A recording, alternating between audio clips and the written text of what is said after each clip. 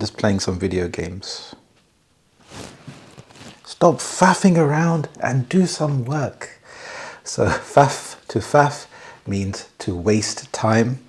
Maybe there's someone that is doing something unproductive, maybe playing video games when they should be working. So you could say, stop faffing around. So faff means to waste time on something that is unproductive. Hello, this is British Harry, and thank you so much for joining me today. I'm going to talk about some very common British sayings in today's lesson. So the first one is bits and bobs. So this expression is to talk about random little items or small tasks or chores. So for example, I could say, I'm going to the shops for some bits and bobs. For example, if you are going to the supermarket or a shop, maybe you need to pick up a few small little items. You could say, I'm just popping out to the shops for some bits and bobs. Also have small tasks. So I have some bits and bobs to do on the weekend. So someone could ask you, Harry, what are you doing on the weekend? You could say, not much really, I just have some bits and bobs to do. So here is a general expression to talk about the small tasks or chores that you have to do. I've just won £1 million. Blimey, I can't believe it. So blimey here is used to express surprise or shock. Blimey. Throw a spanner in the works. A spanner is a tool that you can use to open screws. In America, they may call it a wrench. So to throw a spanner in the works, this means to make something to not go to plan. So you have some plans set up and some expectations, but something unexpected happens and things don't go to plan. So for example, the tour guide got sick and this really threw a spanner in the works. You may have had plans set up to go on holiday and meet the tour guide, but he was sick and this threw a spanner in the works because now you would have to make other plans. Bob's your uncle. This means there you go or it's done. This expression is widely used in the UK and you can use it in a sentence. For example, press the subscribe button and Bob's your uncle. You will see more free lessons like these. And on that note, please like, share and subscribe this video. I really appreciate it. It's free to subscribe and it means that this video will get shown to more people and it motivates me more to make lessons like this. And there you go. That's Bob's your uncle. Gutted means to be extremely disappointed. This informal word is used a lot in the UK. You could say, I'm gutted that I didn't get the job. So here you're expressing your extreme sadness or disappointment that you missed out on something. It could be something else, like if your favorite football team lost the match, you could say, I'm gutted that we lost. Whew, I'm absolutely knackered. So knackered means to be exhausted or very tired. It took me 2 hours to get home and I'm knackered. You could say this in another sentence. I've been running for 3 miles and I'm knackered. I can't run anymore. So knackered means to be extremely tired or exhausted.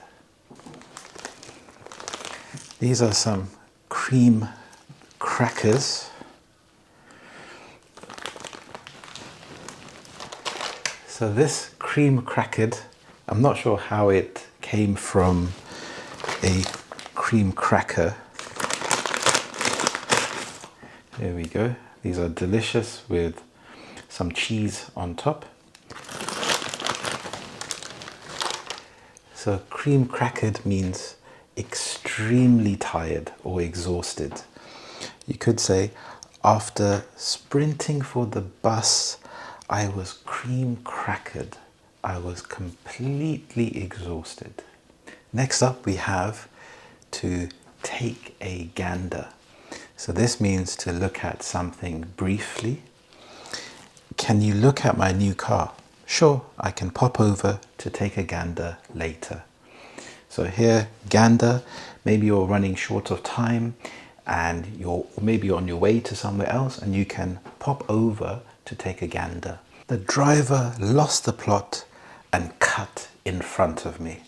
Here, lost the plot means if someone is not behaving rationally. So when you are behaving rationally, you are thinking clearly, you're able to make good judgments, good decisions. When you're not behaving rationally, this is when you behave erratically and quite strange. So here the driver lost the plot. So maybe if you are driving and another car is swerving on the road, you're not sure what he is doing, he's not keeping in the lane, and suddenly he cuts in front of you. So the driver lost the plot. He threw a wobbly when he saw the queue.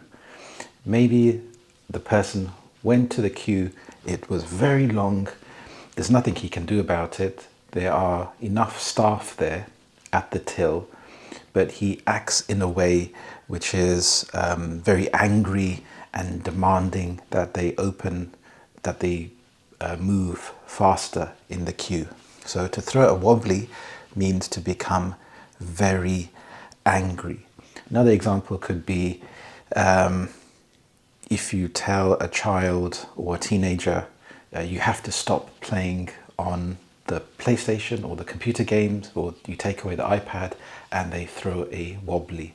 So here this is to become very angry, could be seen to be throwing a tantrum. A toddler would throw a tantrum if they don't get their way. They lie on the floor and start screaming and shouting and waving their arms. So that is to throw a wobbly. There is a curtain twitcher next door.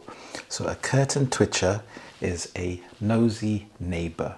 There could be an instance when maybe you're having a party in the garden and you see the curtains twitch. So in the UK, it's very common for people to have curtains. You have an inner lining net curtain that has a pattern, and then you have the thicker curtains on the inside as well. So when you see the curtain twitch, the twitch is to move slightly, then you can notice someone is peeking through and being nosy. I have had my coffee and I am full of beans. So here, full of beans means to be full of energy. You may see a child running around very enthusiastically and you could say, wow, he is full of beans, or she is full of beans. So full of beans is to be full of energy. If you say something is not my cup of tea, then you're saying that that thing is not your favorite. So for example, you could say heavy rock music is not really my cup of tea. So here, not my cup of tea, you can use this with a lot of different things. You could say a specific activity, music, food is not really my cup of tea. So it's something which is not my absolute favorite thing. To increase the rent by £500 takes the biscuit. So to take the biscuit means when something is particularly bad or annoying. So in this case, maybe the landlord has the general increase in prices would have been, say, £100, but now the landlord is increasing the rent by £500. So this is a huge increase. So this particular instance is bad or annoying, so it really takes the biscuit. I've had enough. Put a sock in it. So put a sock in it is quite a rude phrase, actually. But you may hear it in movies or TV shows, so it's nice to know what it means. So it means to be quiet, but it's quite offensive and it's quite a rude thing to say. On your bike, I don't want to buy anything. So here, on your bike, is another rude expression that I personally wouldn't use, but you would hear people saying this, and this means to go away. So on your bike, if you think about a bicycle, you're telling that person to get on their bike and go away because you don't want to hear anything or you don't want to interact with that person. So on your bike. The traffic was making me go balmy. So balmy here means crazy. You also have the balmy army. So in cricket, you have some supporters who go crazy. They're very enthusiastic. The traffic was making me go balmy. So balmy here means crazy. It was making you feel as if you were losing your mind. You cannot cope with the amount of traffic. So you also have, in cricket, you have the Barmy Army, who are a group of English supporters that are enthusiastic. So when England win or they're cheering on the England cricket team, they're waving flags, making noise. So they're very enthusiastic. He became gobby when security asked him to leave. So gobby here can mean loud or offensive. So maybe the person in the shop was being mean to people, or maybe he was under the influence of alcohol, and so security asked him to leave the shop, and then he started to become gobby. So he may have made offensive remarks or comments to security or to other people. So that is gobby. I was gobsmacked to see him score 5 goals. It was amazing. So here, gobsmacked means to be shocked. So the gob refers to the mouth. It's an informal word for the mouth. We had a look at the phrase gobby, which was to be loud and offensive. So gob, mouth, and smacked. So if you're smacked in the face, which isn't a nice thing, you would be full of surprise and shocked. So gobsmacked means to be shocked. There was a kerfuffle in the shop over the last TV. So a kerfuffle is an argument or a noisy disturbance. So maybe there was a sale and a lot of people were fighting over the last TV. Maybe it was 50% off. So there was a lot of arguments and they were making a lot of noise. So you could say there was a kerfuffle. That party was a good knees up. So knees up refers to a party, but not just an ordinary party, but a party that is very lively. There's lots of dancing. It's so much fun. So that is referred to a knees up. He skived off work 3 times last month. So to skive means to avoid work or responsibilities. So in this case, the person didn't go to work. Maybe if they are at work and they go home, or they take an extended lunch break, could say that that person is skiving off work. So they are avoiding responsibility. You could have an instance where children don't go to school. So he or she skived off school yesterday. So to skive means to avoid work or responsibilities. Thank you so much for watching. I really appreciate it. So I hope you found those expressions useful.